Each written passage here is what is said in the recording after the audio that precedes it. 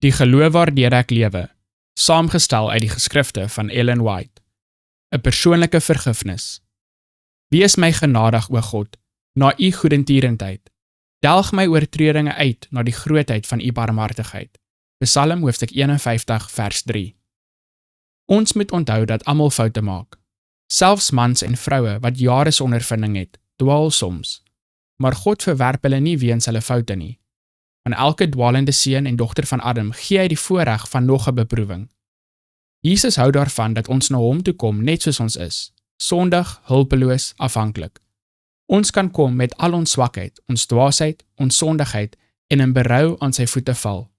Dit is sy heerlikheid om ons in die arms van sy liefde te omsluit en ons wonde te verbind, om ons van alle onreinheid te reinig. Hier is waar duisende val. Hulle glo nie dat Jesus hulle persoonlik, individueel vergewe nie.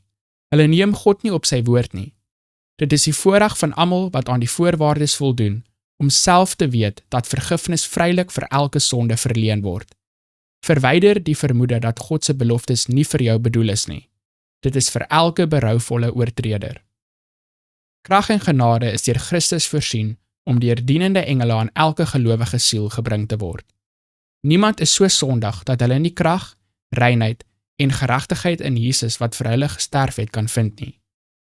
Hy wag om hulle klere wat met sonde bevlek en besoedel is, te stroop en die wit klere van geregtigheid aan hulle te trek. Hy beveel hulle om te lewe en nie te sterf nie.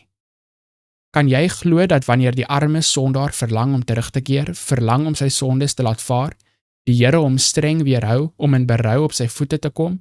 Weg met sulke gedagtes. Niks kan jou eie siel meer seermaak as om so 'n begrip van ons hemelse Vader te koester nie. Kom met jou hele hart na Jesus en jy kan sy seën eis. Hy wat deur sy eie versoening vir die mens 'n oneindige fonds van morele krag voorsien het, sal nie nalat om hierdie krag ten behoewe van hulle aan te wend nie.